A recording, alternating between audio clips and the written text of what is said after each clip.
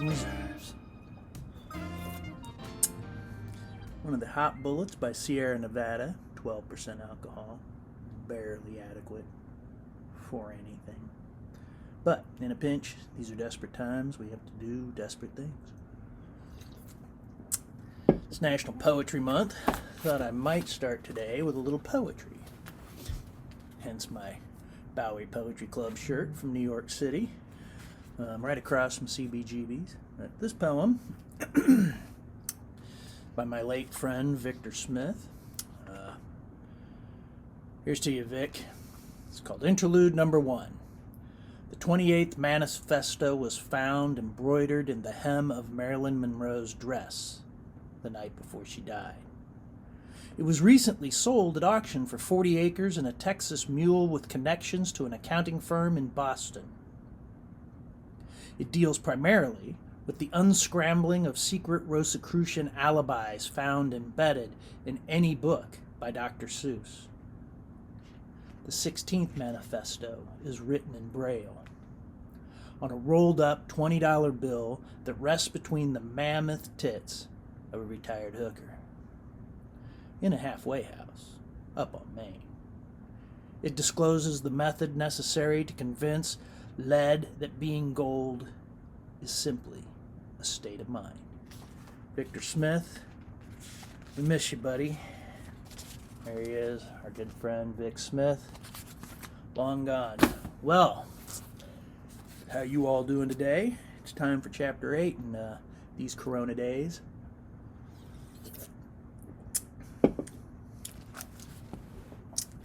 Genius round the world stands hand in hand, and one shock of recognition runs the whole circle. Art Linkletter. I live in a quiet place where any sound at night means something is about to happen. You come awake fast thinking, what does that mean? Usually nothing, but sometimes. It's hard to adjust to a city gig where the night is full of sounds, all of them comfortably routine, cars, horns, footsteps, no way to relax. So drown it all out with the fine white drone of a cross-eyed TV set. Jam the bugger between the channels and doze off nicely. Ignore that nightmare in the bathroom. Just another ugly refugee from the love generation, some doom-struck gimp who couldn't handle the pressure. My attorney has never been able to accept the notion, often espoused by reformed drug abusers and especially popular among those on probation, that you can either get a lot higher without drugs than with them. Neither have I, for that matter, but I once lived down the hill from a former acid guru who later claimed to have made that long jump from chemical frenzy to preternatural consciousness. One fine afternoon, in the first rising curl of what would soon become the great San Francisco acid wave, I stopped by the good doctor's house with an idea of asking him, since he was even then a known drug authority, what sort of advice he might have for a neighbor with a healthy curiosity about LSD. I parked on the road and lumbered up his gravel driveway. Right back there in the doctor's garden.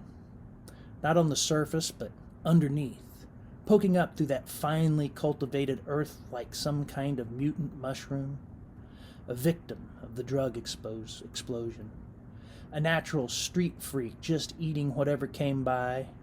I recall one night in The Matrix, when a road person came in with a big pack on his back shouting, "Anybody want some LSD? I got all the makings right here. All I need's a place to cook."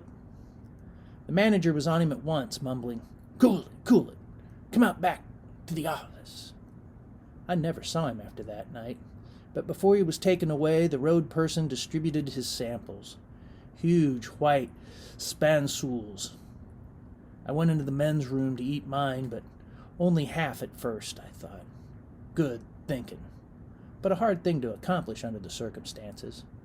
I ate the first half, but spilled the rest on the sleeve of my red Pendleton shirt.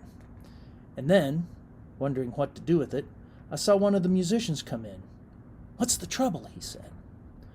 "Well," I said, "all this white stuff on my sleeve is LSD." He said nothing, merely grabbed my arm and began sucking on it. A very gross tableau. I wondered what would happen if some Kingston Trio young stockbroker type might wander in and catch us in the act. Fuck him, I thought. With a bit of luck, it'll ruin his life. Forever thinking that just behind some narrow door in all of his favorite bars, men in red Pendleton shirts are getting incredible kicks from things that he'll never know. Would he dare to suck a sleeve? Probably not. Play it safe. Pretend you never saw it. Strange memories on this nervous night in Las Vegas. 5 years later. 6. Seems like a lifetime, or at least a Maine era. The kind of peak that never comes again. San Francisco in the middle 60s was a very special time and place to be a part of. Maybe it meant something. Maybe not, in the long run. No explanation, no mix of words or music or memories can touch that sense of knowing that you were there and alive in that corner of time in the world, whatever it meant. History is hard to know because of all the hired bullshit, but even without being sure of history, it seems entirely reasonable to think that every now and then the energy of a whole generation comes to a head in a long, fine flash, for reasons that nobody really understands at the time and which never explain, in retrospect, what actually happened. My central memory of that time seems to hang on 1 or 5 or maybe 40 nights or very early mornings when I left the Fillmore half crazy and, instead of going home, aimed the big 650 Lightning across the Bay Bridge at 100 miles an hour wearing LL Bean shorts and a Butte sheep herder's jacket, booming through the Treasure Island Tunnel at the lights of the Oakland and Berkeley and Richmond, not quite sure which turnoff to take when I got to the other end, always stalling at the toll gate, too twisted to find neutral while I fumbled for change. But being absolutely certain that no matter which way I went, I would come to a place where people were just as high and as wild as I was. No doubt about it at all.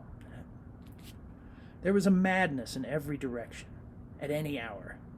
If not across the bay, then up the Golden Gate or down the 101 to Los Altos or La Honda.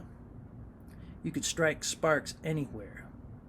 There was a fantastic universal sense that wherever we were doing and whatever we were doing was right, that we were winning. That, I think, was the handle, that sense of the inevitable victory over the forces of old and of evil. Not in any mean or military sense. We didn't need that. Our energy would simply prevail. There was no point in fighting. On our side or theirs, we all had that momentum. We were riding the crest of a high and beautiful wave.